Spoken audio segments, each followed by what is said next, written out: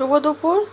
আজকের দুপুরে খাওয়া দাওয়া নিয়ে চলে এসেছি। দেখো, এই দেখো ভাত বেড়ে নিয়েছি গরম গরম, আর এটা আছে চিচিঙ্গে ভাজা,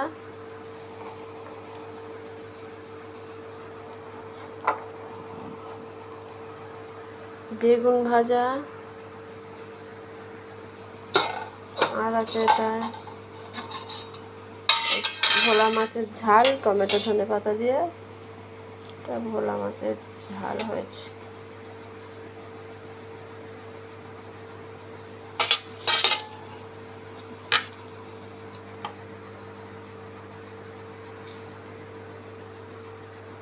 আজকের আমাদের এটাই খাওয়া দাওয়া।